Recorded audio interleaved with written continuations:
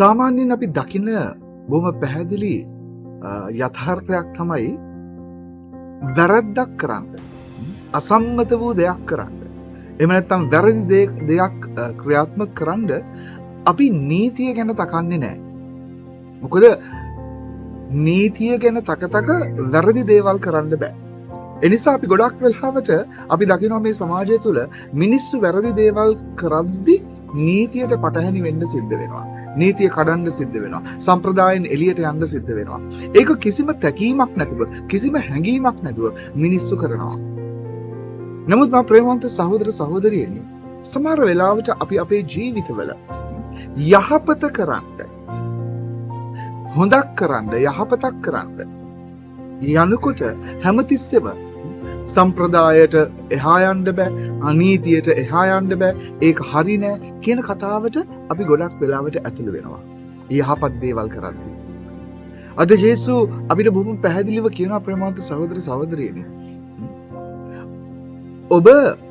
ඔබේ ජීවිතේ යහපත කරන්න, අයහපත කරන්න ඔබ නීතිය කඩනවානේ. නේ නීතියට පටහැනි වෙනවානේ. හැබැයි යහපත කරන්න විතරක් ඔබ ඇයි නීතියක් ගැන, සම්ප්‍රදායක් ගැන, සම්මතයක් ගැන හැමතිස්සෙම හිතන්නේ? ඔබ කරන දේ යහපත් නම්, ඔබ කරන්නේ යහපතක් නම්, ඔබ තවත් කෙනෙක්ගේ ජීවිතයක් නගා සිටුවනවා නම්, ඔබ තවත් කෙනෙකුට උදව්වක් නම් කරන්නේ, තවත් කෙනෙකුට උපකාරයක් නම් කරන්නේ, තවත් ජීවිතයක් ගොඩ ගැනීමක් නම් කරන්නේ. එහෙමනම් සම්ප්‍රදාය, සම්මතය, නීතිය ගැන හිත ඉන්න අවශ්‍යතාවයක් නෑ අපි. මොකද අපේ නීතිය, සම්ප්‍රදාය සහ අපගේ සම්මතය මනුෂ්‍යෙක් ජීවිතයක් විනාශ වෙනවා නම්, ඒ මනුස්සයාගේ ජීවිතේ කඩා වැටෙනවා නම්, ඒ නීතිය, සම්ප්‍රදාය, සම්මතය තුළ ඒ මනුස්සයා ජීවිතේ නැති නාස්ති වෙනවා නම්, ඒ සම්මතයනුත්, ඒ සම්ප්‍රදායනුත්, ඒ නීතියනුත් වැඩක් නෑ ප්‍රේමා. එනිසා අපි අපේ ජීවිතයේ හැම මොහොතකම යහපතක් කරන්නට දෙපාරක් හිතන්නට ඕනේ නෑ. මනුස්සෙක්ව ගොඩ දාන්න අපි දෙපාරක් හිතන්න ඕනේ නෑ. මනුස්සෙක්ව දිරිමත් කරන්න අපි දෙපාරක් හිතන්න ඕනේ නෑ.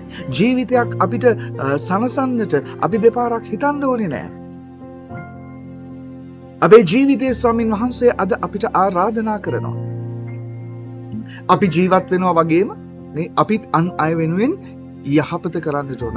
ඇයි අපි යහපත කරන්නේ? ප්‍රේමවන්තයනි, කෙනෙකුට හිතන්න පුළුවන් ඇයි මම ජීවත් වෙනවනේ මගේ අවශ්‍යතාවන් ඉෂ්ට කරගෙන කාටවත් උදව් පදව් නොකර මට විතරක් ජීවත් වෙනවනේ කියලා. එහෙම ජීවත් වෙන්න පුළුවන්ද කෙනෙකුට? බෑ. මොකද අපි මේ සමාජය තුළ ජීවත් වෙනකොට තවත් කෙනෙක්ගේ උදව්වක්, උපකාරයක්, පරෝපකාරයක් නැතුව අපිට ජීවත් වෙන්න බෑ ප්‍රේමවන්තයනි. හේතුව අපිට හැම කෙනෙක්ම ඕන නිසා. අපිව දෙවියන් වහන්සේ මවලා තියෙන දූපත්වල නෙමෙයි. එක එක්කෙනාට එක දූපත දීලා නෙමෙයි. අපි හැම කෙනෙක්ම මවලා තියෙන්නේ සමාජයක් තුළ, සංඝයක් තුළ, සාංගික බවක් තුළ. එක එක්කෙනාගේ සහජීවන අපිට තියෙන සහජීවනයක්, සහයෝගයක් එක්ක ජීවත් වෙන්න. ඒ නිසා අපිට හැම කෙනෙක්ම ඕන. අපි ඇයි උදව් කරන්නේ? ඇයි අපි යහපත කරන්නේ කෙනෙකුට? මොකද මම කෙනෙකුට යහපත කරනකොට පෙරලලා ඒ යහපත මට එන නිසා. එහෙම නිසාම නෙමෙයි, නමුත් අපි එහෙම කරනකොට ඒක નિરાයාසයෙන්ම සිද්ධ වෙනවා. ඒ නිසා අපේ ජීවිතේ අපි යහපත කරනකොට පෙරලලා ඒ යහපත අපේ ජීවිතවලට එනවා. ඒ නිසා ඒක අමතක කරන්න එපා.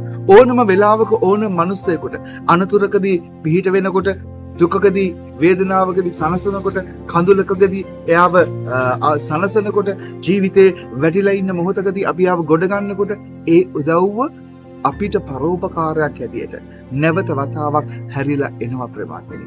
ඒ නිසා යහපත කරන්නට දෙපාරක් හිතන්න එපා. අපි ආඥා කරමු ආදර දේව තාත්තේ.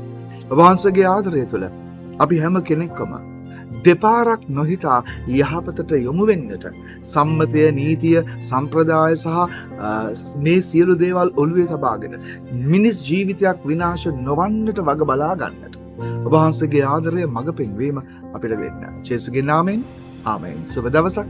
ජේසු පිහිටයි.